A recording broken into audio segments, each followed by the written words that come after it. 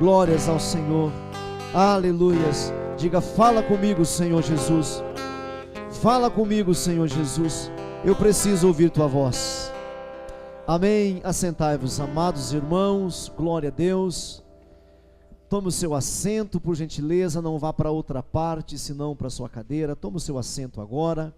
E sem mais demora, tenha toda a sua atenção voltado para a palavra, para o ensino, para a instrução, para a iluminação da palavra do Senhor nessa noite, em nome de Jesus. Amém. Abra a sua Bíblia no livro do profeta Daniel. Nada de Samuel, né? O Daniel, profeta Daniel, capítulo de número 8. Livro do profeta Daniel, no capítulo de número 8.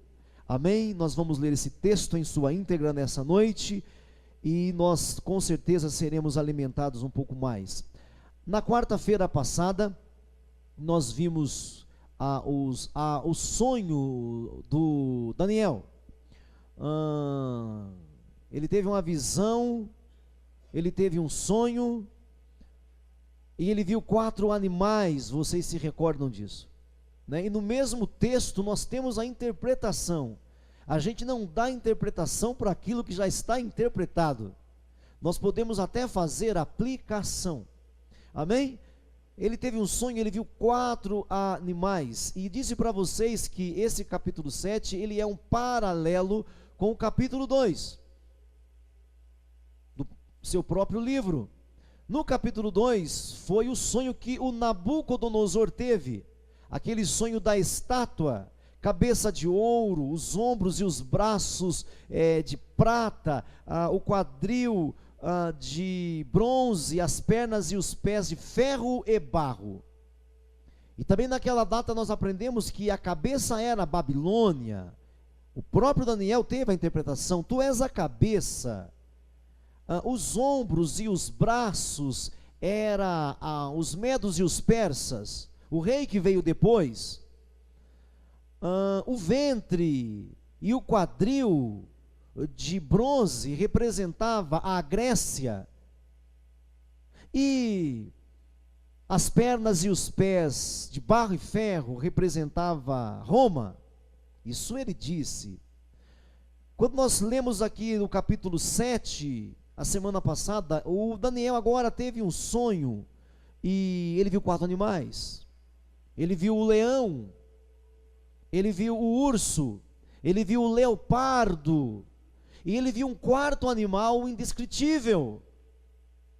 Não era algo assim normal da terra. E disse para vocês que aquela visão é a mesma do capítulo 2.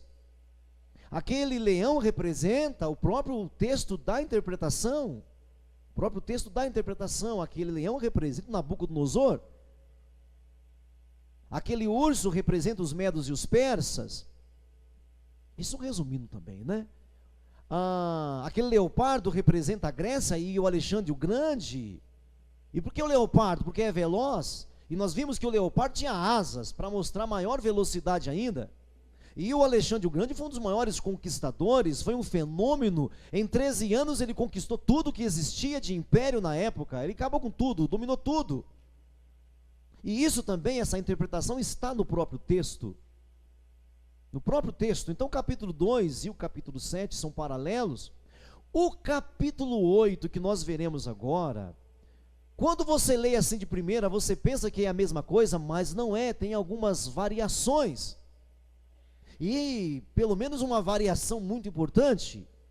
Então, como eu tenho dito aqui para vocês, em 2 cultos a gente apresenta o capítulo. Então eu apresento o capítulo no primeiro culto, e no segundo a gente examina o texto, a gente analisa o texto. Então meu alvo hoje é apresentar o capítulo 8, mostrar o que há de incomum com o capítulo 2 e o capítulo 7, e de repente mostrar também a diferença. E não trazer o texto na sua estrutura mesmo, assim, o ensino do texto mesmo, fica para a semana que vem. Amém até aqui, irmãos? Tudo bem? O tema para esse capítulo aqui é o aparecimento e o desaparecimento dos reinos do mundo. Seria esse o tema. O tema aqui na Bíblia é o carneiro e o bode. O capítulo 8 está aberto já aí, Daniel 8, já abriram? Você vai ver a visão sobre o carneiro e um bode. O tema que eu quero tratar aqui é assim: o aparecimento e o desaparecimento dos reinos, dos impérios, dos dominadores. Amém? Vamos ler agora, com isso na nossa cabeça, vamos ler o texto e eu espero que você receba a palavra de Deus. Domingo nós aprendemos que tem duas formas de ouvir a palavra, lembra disso? Né? Você aprendeu, tem um jeito que é muito bom, que é o informal, o racional, que é excelente, mas tem um outro jeito de ouvir a palavra que eu ensinei vocês. Espero que você ouça das duas formas. Das duas formas, amém? O capítulo 8 então, e o versículo 1, vamos ler o texto. E vamos, enquanto nós lemos o texto, você já pode abrir o seu coração e deixar o texto falar com você. Amém, queridos? Todos preparados? Vamos nessa então? Capítulo 8, Daniel, versículo 1. No ano 3º do reinado do rei Belsazar, eu, Daniel, tive uma visão depois daquela que tivera no princípio. Quando a visão me veio, pareceu-me estar eu na cidadela de Suzã, que é província de Elão, e vi que estava junto ao rio Ulai. Então levantei os olhos e vi, e eis que diante do rio estava um carneiro, o qual tinha 2 chifres, e os 2 chifres eram altos, mas um mais alto do que o outro, e o mais alto subiu por último. Vi que o carneiro dava marradas para o ocidente, para o norte e para o sul, e nenhum dos animais lhe podia resistir, nem havia quem pudesse livrar-se do seu poder. Ele, porém, fazia segundo a sua vontade, e assim se engrandecia. Estando eu observando, eis que um bode vinha do ocidente sobre toda a terra, mas sem tocar no chão. Ou seja, o bode voava, era um bode voador. Era um bode voador, sem tocar no chão. Este bode tinha um chifre notável entre os olhos. Dirigiu-se ao carneiro que tinha os 2 chifres, o qual eu tinha visto diante do rio, e correu contra ele com todo o seu furioso poder. Viu chegar perto do carneiro, e enfurecido contra ele, o feriu, e lhe quebrou os 2 chifres, pois não havia força no carneiro para resistir o bode.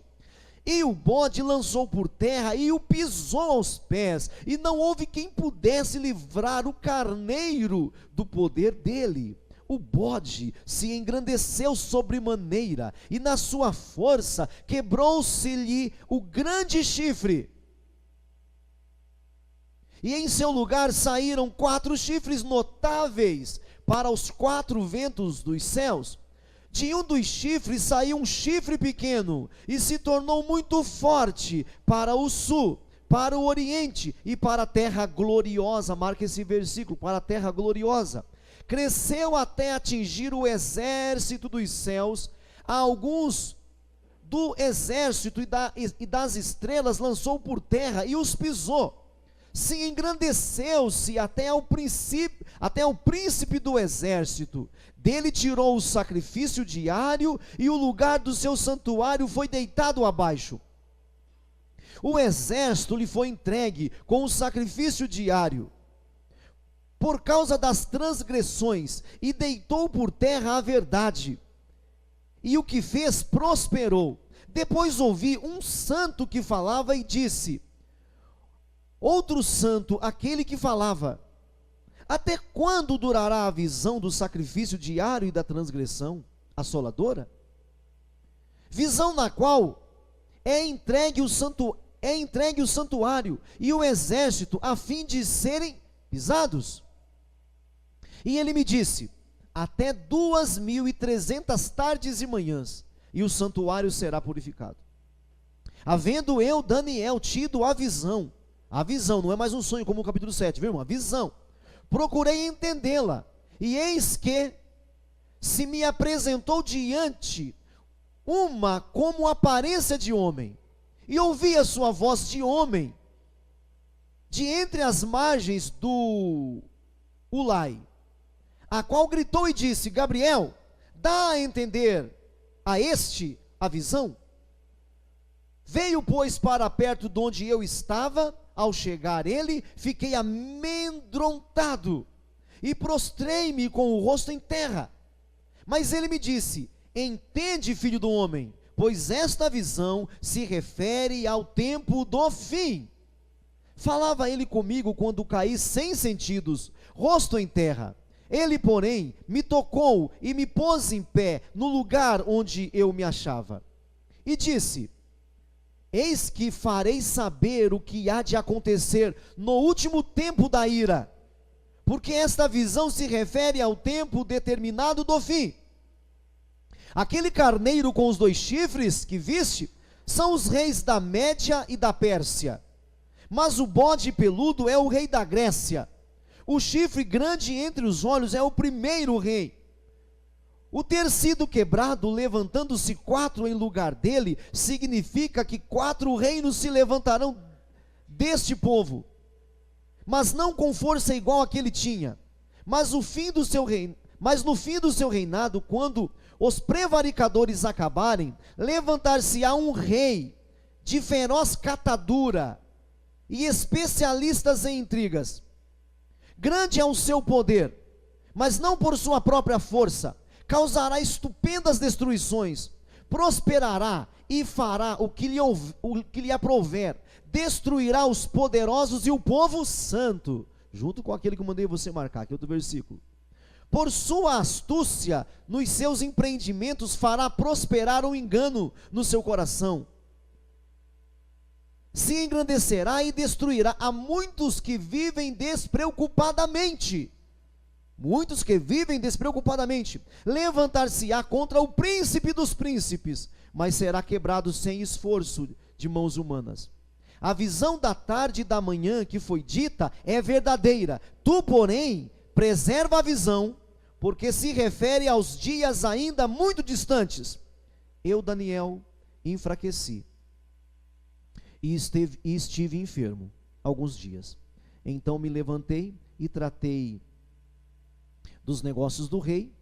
Espantava-me com a visão, e não havia quem entendesse, quem compreendesse. Amém até aqui, irmãos? Vamos começar pelo fim aqui. Quando ele fala que não havia quem entendesse, é como se aplicava aquela visão no tempo dele, porque a interpretação está aqui. Não tem nenhum mistério aqui, assim, às claras. O mistério aqui está: como é que isso vai ser? Porque ele olhava para o reinado do Belsazar, aquele domínio todo. Ele olhava para aquilo e ele falava: mas quem pode acabar com esse império? Quem pode dominar? O que ele quer entender é como se aplica aquela visão. Como se aplica aquela visão que, digo de novo, não é como da primeira vez, do capítulo 7, que era um sonho. A natureza agora aqui é visão profética. Lá era um sonho profético. São duas coisas diferentes. Então, assim, quando ele fala assim, que ele enfraqueceu, é porque, sabe assim, gastar neurônios? O que é isso? Como é que se aplica isso? Quem vai acabar com esse rei que está aqui agora? Quem vai tomar o domínio desse rei que está aqui agora? Quem é que pode com isso? É isso que ele está querendo dizer. Está querendo que ele ficou doente com febre, que ele está ficando com uma bactéria, nada disso. É que tomou conta dele, a ponto dele ficar fora de si, dele desmaiar. Tem um texto, outro texto na outra versão que fala que ele desmaiar. Ele desmaiou, de perder as forças de falar. Já pensou? Se de repente alguém chegasse para você aqui e falasse assim, ó, vai acabar os Estados Unidos, vai cair. Já seria uma coisa terrível. Mas imagina alguém falar assim, olha, os Estados Unidos vai cair, quem ganhar dele vai cair também, e quem ganhar depois dele vai cair também. Imagina para você isso. Para você, um homenzinho lá no fim do mundo, falar para você que os Estados Unidos vai sumir do mapa, e que aquele outro país que conquistá-lo vai sumir também, e que o outro vai sumir também, porque é isso que ele está ouvindo. Ele está ouvindo que alguém vai dominar aquele império, mas que depois esse vai cair também, e outro vai dominar, e esse vai cair também. Acabou as forças do Daniel. Ele perdeu as forças quase que completamente. Então esse é o texto. Agora vamos começar então algumas coisas aqui para a gente deixar claro. Então ficamos assim, ó, o aparecimento e o desaparecimento das grandes potências. É isso que eu queria destacar aqui, o aparecimento e o desaparecimento. Você, quando lê o texto assim, você pensa, olha só, é a repetição, e não é repetição. Então vamos começar com a data da visão. Volta para o versículo 1. A data da visão, nós temos aqui no terceiro ano, no ano terceiro do reinado de Belsazar. Volta para o capítulo 7. Volta para o capítulo, versículo 1. No primeiro ano de... Então nós temos a data. Mas no capítulo 6, nós temos Daniel na cova dos leões. E quem reinava aqui era o Dario. O Dario veio depois desse capítulo 8. Está entendendo isso aqui? Ó, esse Belsazar morreu quando? No fim do capítulo 5. Lembra-se disso?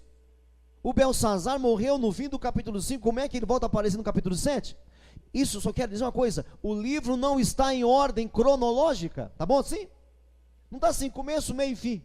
Não está em ordem cronológica. Como eu disse para vocês na outra vez, do capítulo 1 ao capítulo 6 é a visão histórica. Começo, meio e fim. Mas do capítulo 7 para frente é uma visão apocalíptica. Ele começa a pegar pedaços dos governos e vai começar a trazer para nós o futuro. O que vai acontecer no futuro. Então, do capítulo 1 ao capítulo 7, o Nabucodonosor reina durante 4 capítulos, depois vem o filho dele e reina por alguns anos, o pai dele reinou 45 anos, o Belsazar vai reinar uma pancada de anos também, depois dele virá o Ciro, depois virá o Dario, ou melhor, o Dario e depois o Ciro.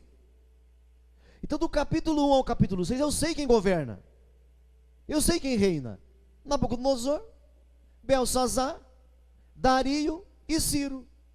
O Daniel trabalha durante esses governos. Tudo bem? No capítulo 7 começa então a questão apocalíptica, profética do Daniel, como tenho dito a última vez. Tudo bem? Então a data aqui prova para nós que não está em ordem cronológica. Então assim, aqui é no terceiro ano. O capítulo 7 no primeiro ano. Não é cronológico. Outra coisa importante de sabermos: do capítulo 7 para frente, o original é em hebraico. Do capítulo 6 para trás é em aramaico. É o único livro que foi escrito em 2 línguas. O único livro, Daniel, que foi escrito, a primeira parte em aramaico e a segunda parte no puro hebraico. E por quê? Aí eu pedi para vocês frisar 2 versículos. Por quê? Porque esse capítulo, ele diz respeito objetivamente aos judeus, aos israelitas. Tudo bem? Por isso que é hebraico, puro hebraico. E aqui você não vai ver mais o nome de Daniel mudado. Quando misturava com os babilônicos, os nomes deles eram mudados. Aqui não é mais, porque é ele falando dele mesmo. Então o alvo aqui, quando você percebe assim, ó, olha de novo o versículo 11. Olha para o versículo 11. O verso 11 fala assim: então aqueles homens foram juntos. Capítulo 8, versículo 11. No outro capítulo. Versículo 11 fala assim, olha: sim, engrandeceu-se até ao príncipe do exército, e tirou o sacrifício diário, e o lugar do santuário foi deitado abaixo. Olha para cá, gente.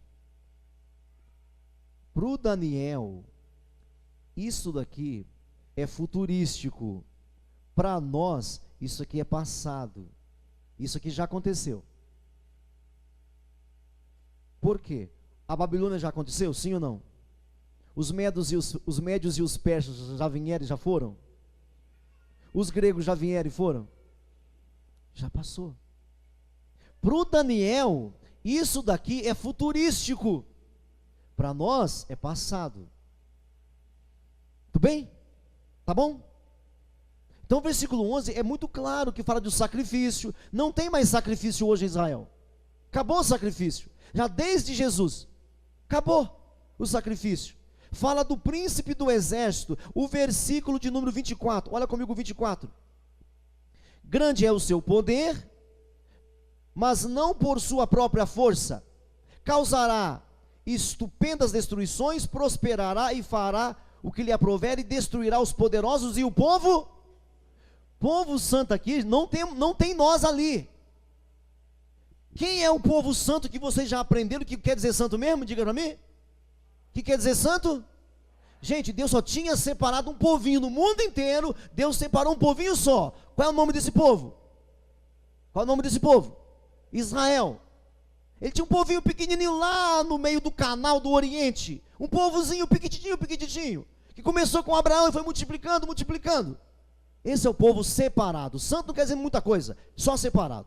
Assim como você e eu somos separados. Como nós estamos aprendendo aqui no livro de Coríntios na sexta-feira. A santificação posicional e aquela processual. A posicional é que nós estamos posicionados em Cristo. Então, nesse tempo aqui não tem igreja, não tem essa igreja de hoje. Não tem esse povo salvo pelo Cordeiro, no nome de Jesus. Não tem esse povo. Nem se conhece muito Jesus. Eles misturam todas essas coisas. Eles não sabem como tratar como Deus plural. Já existe Deus plural. Já existe no profeta Isaías, quando Deus fala assim: quem há de ir por nós? É Deus perguntando. Quem há de ir por nós? E não é poético isso. É porque na divindade há uma pluralidade. É um só Deus de 4 pessoas. Só que não se conhecia. Por isso os antigos hebreus não sabiam lidar com isso. Os antigos hebreus não sabiam lidar com o enigma de Moisés. O enigma de Moisés é o grande eu sou. Nunca ninguém entendeu aquilo. Qual é o seu nome? Eu sou. Qual é o seu nome? Eu sou. Eu sou o que sou. Os judeus nunca entenderam esse enigma. Esse enigma quem vem explicar para nós é Jesus e o apóstolo Paulo mais tarde. Amém, irmãos? Então aqui é o povo santo. Vai comigo também no versículo 25. Olha o 25. Por sua astúcia nos seus empreendimentos fará prosperar o engano no seu coração, se engrandecerá e destruirá a muitos que vivem despreocupadamente. Levantar-se-á contra o príncipe dos príncipes. Tudo dizendo com respeito a Israel. Amém até aqui, irmãos? Então, Deus está falando ali com o povo santo. Agora, não quer dizer que não atinja a gente. Olha para mim aqui, deixa eu ensinar um princípio para vocês. Deus sempre trabalha com embriões. Está me ouvindo? O pecado atingiu a gente? Atingiu, alcançou a gente? Por causa de quem? Fala mais alto para mim. Por que é que nós somos chamados de pecadores? Por causa de quem? Do Adão. Tem alguns irmãos que são tão cara de pau que falam assim: o Adão pecou e eu me lasquei. É por aí. Deus sempre trabalha com embriões, irmãos. Sempre trabalha de jeito pedagógico. Todos nós estamos no ventre de Adão.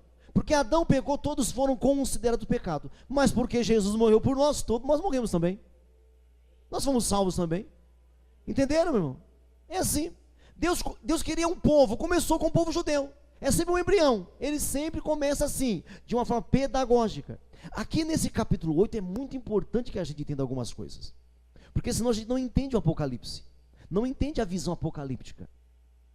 Então Deus sempre trabalha com o embrião. Quando ele pensou no povo judeu, não era o judeu. Deus sempre pensou, gente. Deus sempre pensou em multidões.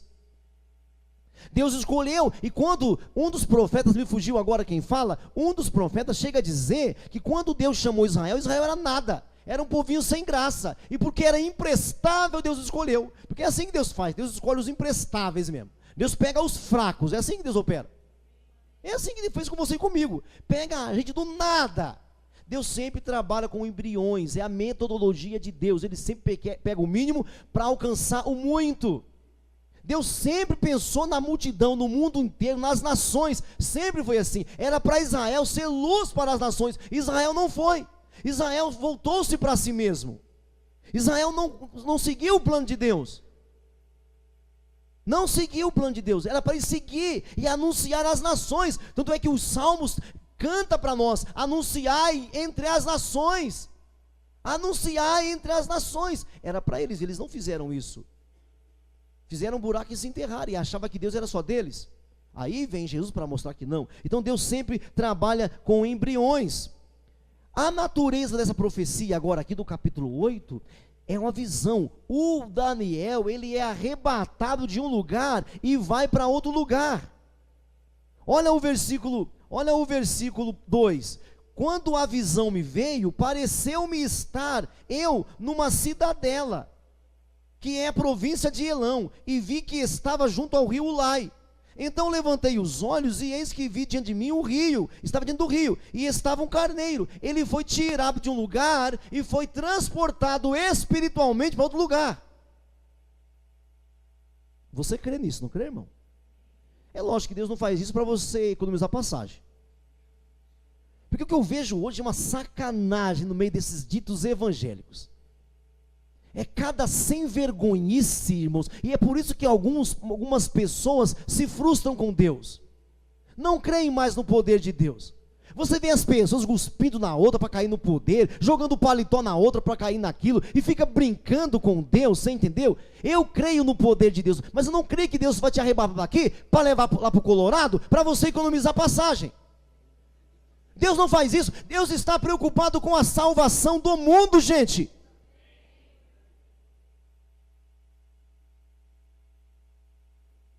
Não é com a sua dor de barriga.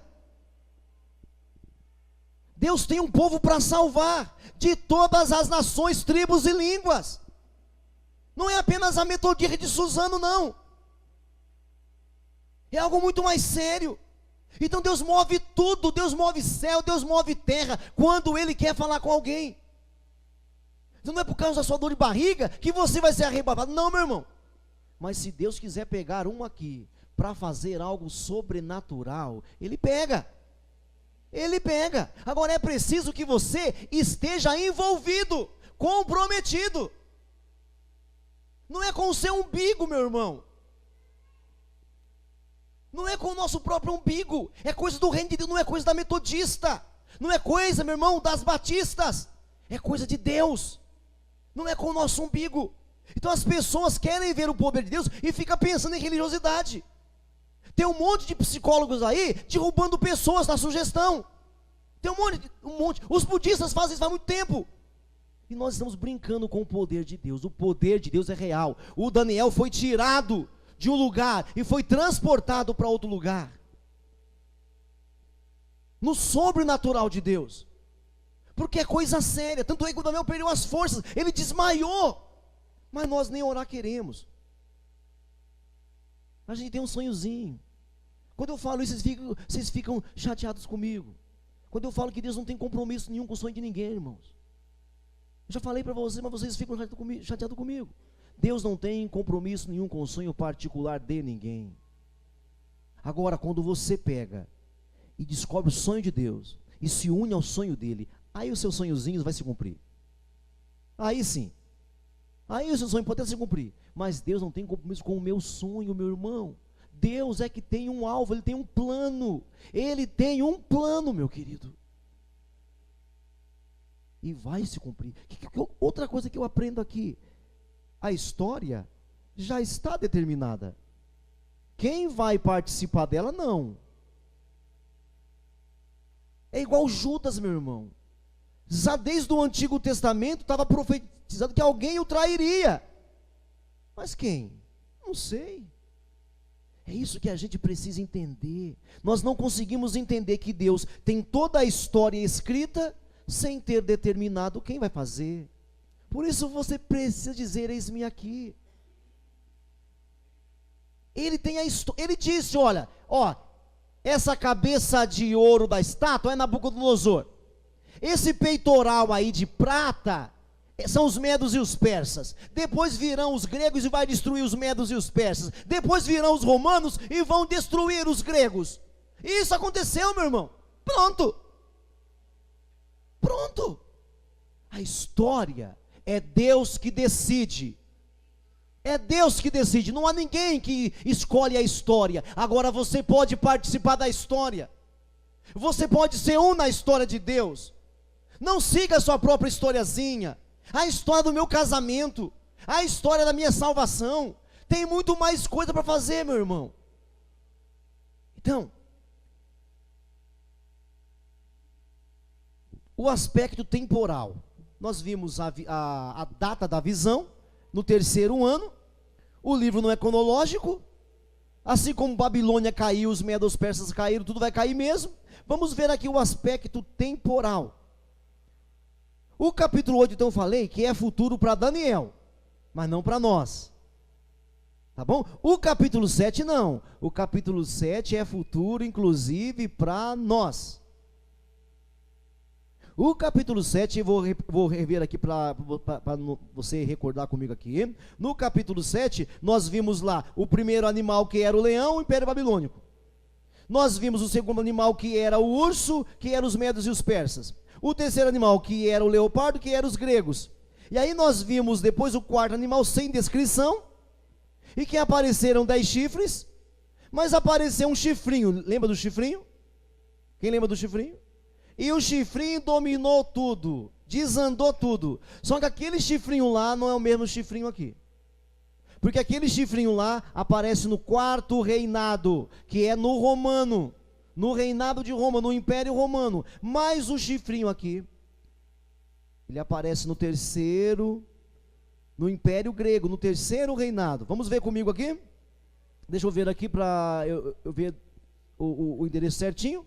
No capítulo de número 8, no versículo de número 9, de um dos chifres saiu um chifre pequeno. Está vendo?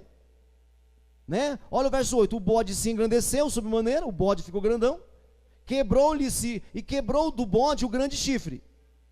Em seu lugar saíram o que? 4 chifres notáveis, para 4 ventos do céu. Então assim, é do bode. Então nós já aprendemos aqui no versículo 20, o que é o carneiro. Olha o versículo 20. Aquele carneiro com 2 chifres que viste são quem, gente? Os reis da... Então não começa com Babilônia agora. Então aquele carneiro são os reis da Média e da Pérsia. Amém? Volta para o 9 ali. Volta para o 8. O bode se engrandeceu sobremaneira e na sua força quebrou-se-lhe o grande chifre. Vai para o 21 agora. Quem é esse bode? O bode peludo é o rei da... Volta para o versículo 7. Viu chegar perto do carneiro. Né? Perto do carneiro. E enfurecido contra ele, feriu. Ele quebrou os... O que o carneiro tinha? Vai para o 20. Aquele carneiro de 2 chifres que viste são os reis da Média e da Pérsia. Aqueles 2 chifres, diga, um carneiro, 2 chifres. Um carneiro, 2 chifres. Média e Pérsia. Aqueles 2 chifres é a Média e a Pérsia. 2 impérios que se uniram contra a Babilônia. Agora veja comigo, ainda lá no versículo de número 7. Viu chegar perto do carneiro e enfurecido contra ele, o feriu, ele quebrou os 2 chifres. Não, volta comigo aqui no versículo...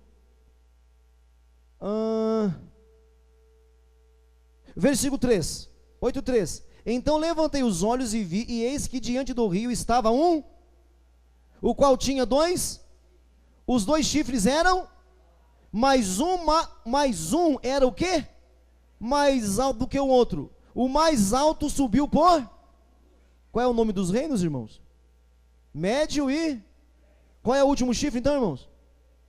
Os persas foram muito mais poderosos do que os médios. Os persas foram muito mais conquistadores do que os persas. Esses 2 chifres, um maior do que o outro. Esse maior foi o que apareceu depois. Foi o que dominou depois. Que é o cara que... O nome dele é Ciro. Porque os médios e os persas é o Dario e o Ciro. Que nós veremos mais tarde. Então Daniel está vendo aqui uma coisa futurística para ele. Para o Daniel. E aí volta assim, agora sim, o versículo 7. Vi chegar perto do carneiro e enfurecido contra eles e o feriu. Elias quebrou o quê? Os 2 chifres. Ou seja, esse carneiro, que é a Grécia, venceu os medos e os persas. E eu falei para vocês, quem é esse carneiro? Olha o verso 8. Olha o verso 8. O bode se engrandeceu sob maneira, na sua força. O bode se engrandeceu. Você viu que esse bode, olha o verso 7. Vi chegar perto do carneiro e enfurecido contra ele, feriu, ele quebrou os 2 chifres, pois não havia força no carneiro para resistir. E o bode o lançou por terra, e o pisou aos pés, e não houve quem pudesse livrar o carneiro do poder dele. O bode se engrandeceu sob maneira, e na sua força quebrou-se-lhe o quê? O grande chifre, porque esse bode tinha um grande chifre. Esse grande chifre, Alexandre o Grande. Diga Alexandre o Grande. Quem aqui já assistiu aquele filme Alexandre o Grande? Assista, irmão. Assista. Ninguém foi como esse homem. Aqui chama o chifre de um chifre notável. Os historiadores chamam Alexandre o Grande de fenômeno. Ninguém foi tão bom estrategista militarmente falando como Alexandre o Grande. Ele acabou com os medos e os persas, dominou tudo. Ele só reinou 13 anos e conquistou tudo que se podia conquistar, tudo. Com 33 anos ele morreu. E morreu porque ele se levantou contra Deus. Por que contra Deus? Nem ele sabe que levantou contra Deus. Sabe o que ele queria fazer? Reedificar Babilônia. Ele era fã de Babilônia. Ele queria ser o que Nabucodonosor tinha sido. Mas o que Deus disse? Deus tinha dito que Babilônia o quê? Cairia. O grande problema quando você assistir o filme, você vai ver outros motivos, né? Outros motivos. Mas o Alexandre o Grande, ele tomou na cabeça, porque ele resolveu edificar o que Deus tinha destruído. É a mesma coisa lá do capítulo 5 de Daniel. Lembra lá quando o Belsazar estava fazendo uma festa? E apareceu aquela mão na parede, escrevendo lá o destino dele, lembra disso? Quem lembra disso, quando nós pegamos isso aqui? Não foi isso? E fazia uma festa, e desonrava tudo, e apareceu uma mão e falou assim, acabou, perdeu o playboy, sai fora. Não foi isso no capítulo 5? Perdeu, foi pesado, achado em falta, você rodou, perdeu, cai fora, sai fora, e morreu. Lembra que no capítulo 5, o Belsazar morreu. Mas, quando você acaba o capítulo 5, no final, a gente lê no texto que o Dario está invadindo Babilônia. Você acha que o Dario acreditava que Deus deu para ele? Dario não acreditava, meu irmão. Deus está na história, às vezes a gente não enxerga. Deus estava escrevendo na festa do Belsazar, você foi pesado, achado em falta, está perdido, cai fora malandro, cai fora, perdeu, mas o Dario está entrando na cidade, o Dario está mudando o rio Eufrates, está entrando na Babilônia por um lugar que ninguém imaginava que ele ia conseguir, ele está achando que ele é o tal, que ele é estrategista, mas é Deus que está entregando para ele, está entendendo, meu irmão? É Deus que está dando para ele. Deus fez isso várias vezes, meus irmãos. Eu lembro que um dos profetas, acho que foi Isaías, que ele disse que o Senhor ia usar um rei maldoso para ser vara, para ele bater no povo dele. Deus, levantando um dos profetas, disse, eu vou usar o rei da Síria para ser uma vara contra o meu povo. A história está nas mãos de Deus. Então aqui, o Alexandre, esse bode, com esse chifrão, com esse chifrão grandão, é a Grécia, mas representa o Alexandre o Grande, o maior conquistador de todos. É isso que ele representa. E ele chegou e estraçalhou os medos e os persas. E olha que os medos e os persas não eram sozinhos. Vocês lembram lá do capítulo 7, que os medos e os persas, aquele urso tinha 3 costelas, tinha costelas nos dentes, lembra disso? Os medos e os persas tinham um grande arsenal, gente. Dominaram o egípcio, a Síria, não era ele sozinho. Alexandre o Grande, por isso vale a pena assistir o filme, cara, assiste. Para você conseguir ver Daniel. Assiste o filme, porque o cara dominou tudo mesmo. O ruim de assistir aquilo é que tem muita sacanagem no filme, né? Tem lá umas boiolices no filme terrível ali, né? Esse que é dose, assistir o filme, vai aguentar para assistir para lá, né, irmão? Entendeu, querido? Mas é isso, é Deus que está entregando. Só que o Alexandre o Grande, que está conquistando tudo, 13 anos conquistou tudo, agora ele quer reedificar Babilônia. Isso não aparece no filme, isso os historiadores que falam. Ele quer reedificar Babilônia. Morreu com 33 anos. Imagina se esse cara vivesse mais 20. Então o pequeno chifre aqui sai da Grécia. Sai da Grécia. Não sai de Roma. O pequeno chifre do capítulo 7 sai de Roma. O pequeno chifre do capítulo 8 sai da Grécia. E aí eu fecho assim, olha.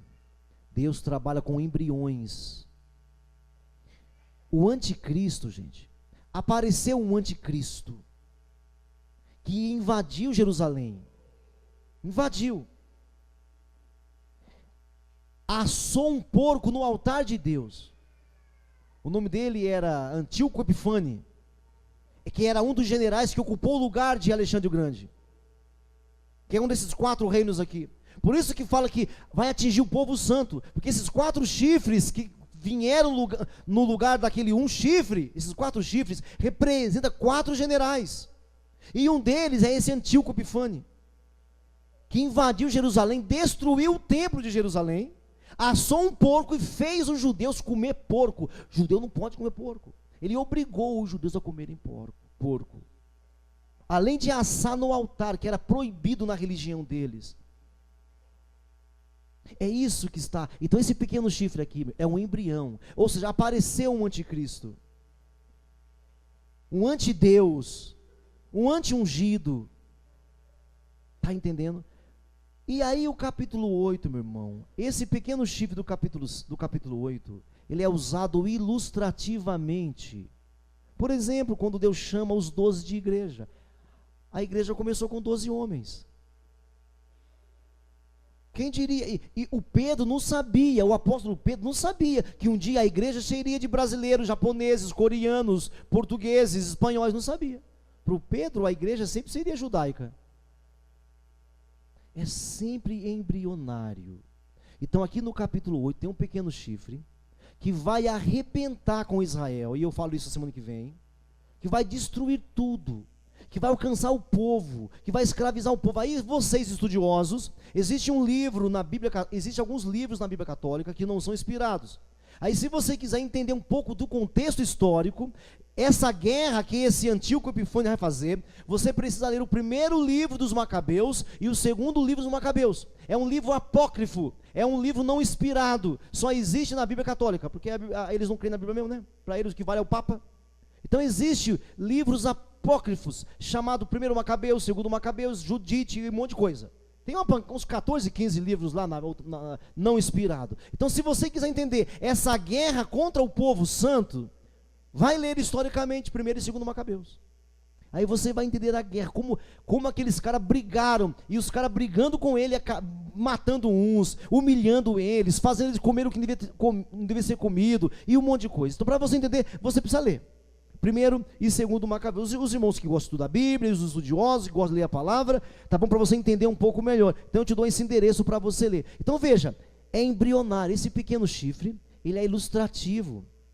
Do mesmo jeito que o pequeno chifre vai desonrar. Lá no capítulo 24 de Mateus, Jesus fala sobre isso. Jesus fala assim, quando ele fala do grande tempo da tribulação, Jesus fala assim, ó: quando virdes o abominável da desolação, do qual falou Daniel, quem lê entenda, está lá, capítulo 24 de Mateus. Quando ouvirdes falar do abominável da desolação, que falou Daniel, quem lê entenda, está lá sim, quem lê entenda lá, não é minha parte não, está lá. Porque é essa leitura, do mesmo jeito que esse tipo de anticristo, esse protítipo de anticristo, fez com o povo santo, isso vai se repetir no futuro.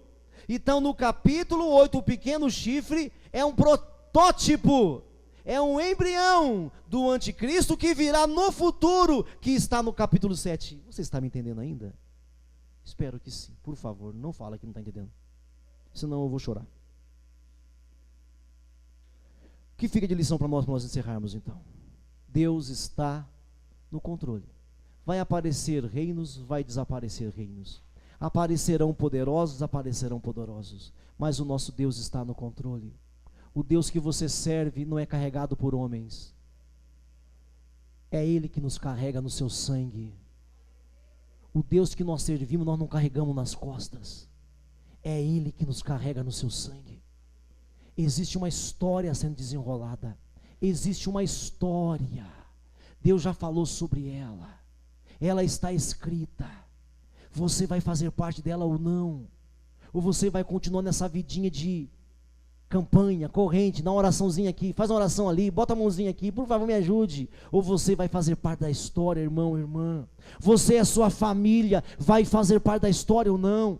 Você vai ser apenas um metodista ou vai ser um cristão verdadeiro? Você vai ser apenas um seguidor de homens ou vai ser um homem de Deus? Não adianta você me seguir se você não serve a Jesus. Não adianta você me ouvir se você não ouve a Deus. A história está nas mãos dele. Ele já disse tudo o que vai acontecer. Ele apenas não deu o endereço. Ele não falou qual o país, qual é a nação, qual é o povo. Ele não disse. Ele só falou que o povo que vai vencer é o povo dele. Lembra que no capítulo 7, o que ficou claro ali é que o povo dele vence? Aqui não. Você viu que aqui não parece isso? Por isso que o Daniel cai por terra e desmaia. Ele fala, e agora? Ele fica assim sem entender, porque no capítulo 8, no capítulo 7, o povo dele vence do primeiro versículo ao último versículo. Nós provamos isso aqui semana passada. Desde o começo o povo de Deus vence, mas aqui não parece isso. Não é que não vença, mas não parece. Agora que a história está nas mãos do teu Deus, está nas mãos, irmãos. Você tem quanto tempo de vida? Ainda uns 10? Uns 20? Uns 40 anos? Ah, você quer ver mais uns 50 anos? Então que esses 50 anos que você vai viver, viva para Ele. Não confunda Deus com a sua história conjugal. Não confunda a história de Deus com a sua história familiar. É muito além disso, vai muito além disso. Seja luz, seja sal nessa terra. Deus chamou você do mesmo jeito que chamou a mim. Deus escolheu você do mesmo jeito que escolheu a mim. Que você possa se posicionar. Curva a sua cabeça, feche os seus olhos nessa hora. Curva a sua cabeça, feche os seus olhos. Eu gostaria que você orasse ao Senhor dizendo, eis-me aqui, Senhor. Eu gostaria que você falasse com Deus, dizendo, eis-me aqui, conta comigo, Senhor. Eu quero fazer parte da história dos últimos dias. Eu quero fazer parte da história do fim dos tempos. Eu quero fazer parte da história, como Daniel fez, Senhor. Como Daniel fez parte da história. Eu quero ser um profeta na minha geração. Eu quero ser um seu servo nessa geração. Eu quero ser usado nessa geração. Feche os seus olhos agora, curva a sua cabeça, e que você possa levantar a sua voz. Que você possa abrir o seu coração, que você possa se render ao Senhor nesse instante, que você possa entregar a sua vida ao Senhor Jesus, que você possa entregar a sua vida ao Senhor Jesus e se render a Ele, e se entregar a Ele. Eu me rendo, Senhor.